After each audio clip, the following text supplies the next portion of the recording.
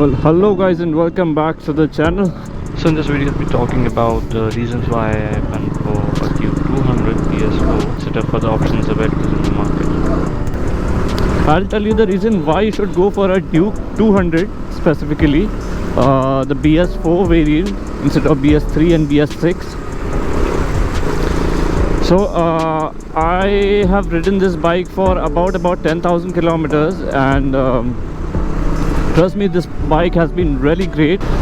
Okay, so starting off with the BS3 variant, which was the first bike which came to India, the first KTM which came to India. So back in 2012 when Duke came to India, Duke had a lot of problems, starting off with the rims breaking off, then problems with the radiator, and then engine oil leaking from the oil chamber. So there were several issues with the first gen Duke 200 which was later fixed in the Duke 200 BS4 variant, which is this one. And then that one used to heat a little more than the newer variants. So lots of small issues over there, which was fixed in the 2017 model. This is a 2019. 17 to 19 was the same, except for the 19 variant has got a ABS ring, single channel ABS. And now coming up to the BS6 variant. Well, the BS6 variant is better when it comes to the fuel efficiency. The BS6 variant has got slightly better fuel efficiency than the BS4 variant. Very slight difference, which I don't think so will be noticeable on a day-to-day usage. Now coming to the second point. Well, the signature KTM sound is missing on the BS6 variant, which is a deal breaker for me, if you ask.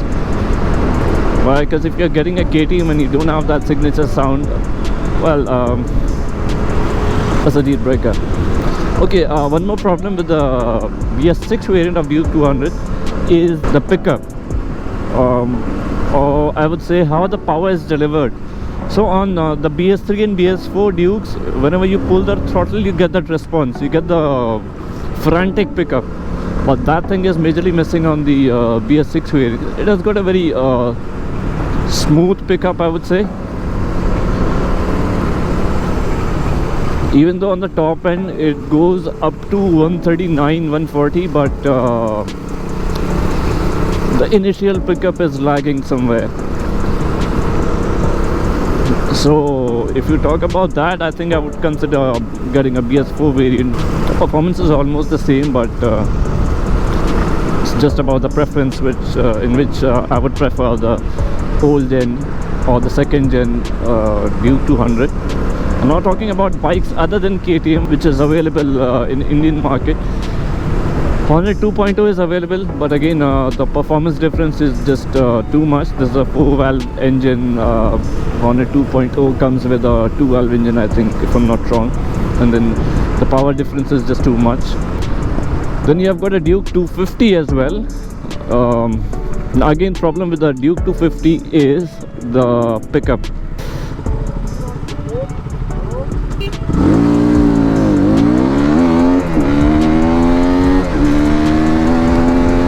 You see the power? See, this is why I like the Duke 200 BS4. You see the frantic pickup, you see how the RPM rises, the speed goes up. That's majorly missing. So you know, whenever you are riding this Duke 200, you get that adrenaline rush. Well, you don't get that in Duke 250 and Duke 200. So for the ones who are riding the old gen Dukes, they would definitely understand. So when I was about to buy Duke 200 back in 2020, I got this in 20, I think. Yes, 2020. So when I was about to buy this Duke 200, I had Duke 250 as an option as well, and a CBR 250 as an option.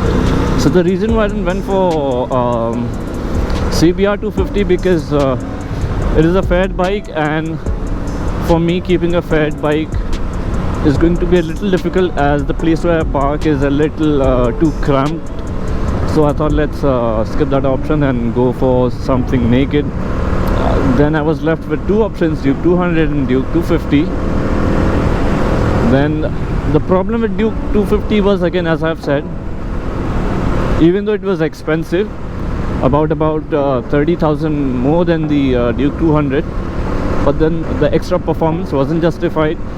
The way the power was delivered wasn't satisfying if you compare it with this Duke 200. So the power delivery on the Duke 250 is on the linear side, and this has a very frantic pickup. So anyways, my Duke 200 has got a Powertronics ECU, and then K&N free flow air filter, and then I've got a custom sprocket as well. So I've done lots of modifications on my Duke, and boy oh boy, the performance, it's amazing. You see right now I'm on the third gear, 42 speed, and then I'm going to just pull the throttle. 75 in no time. 75, 80 in just no time at all. I serviced this bike about 8-9 months back. I haven't been maintaining the bike lately because I haven't been riding much, but still this bike is giving me an amazing performance. No problems at all as of now. So there's just one broken seal oil, the fork oil seals. One of them is busted on the right hand side, I think. Other than that, the bike is in the tip-top condition. So well, if you guys are wondering where I'm heading towards, well, we are just heading towards Rajarhat, as it's been a really long time since I've been going out on ride, group ride. We are a small group kind of thing, just friends, just us friends and some of my acquaintances. So we created a small group. We used to go out on rides. Back in 2019 we were active. Post-COVID everything changed. I became inactive. So everything changed after COVID. My channel is almost dead post-COVID. Then I got into work. I wasn't getting enough time. I wasn't uploading videos. So I'm just planning to make videos more often, at least one video a week. 0 to 100 or 0 to 120, 130. Duke 200 is going to nail it.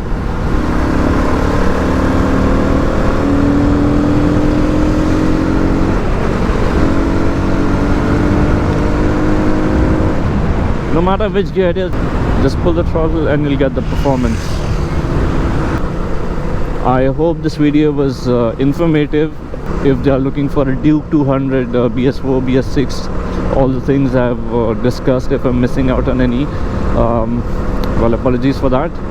I'll make a separate video if you want, in detail. If you have any queries, you can just comment down below. Yeah, that's about it. I'll see you in the next vlog. Bye bye.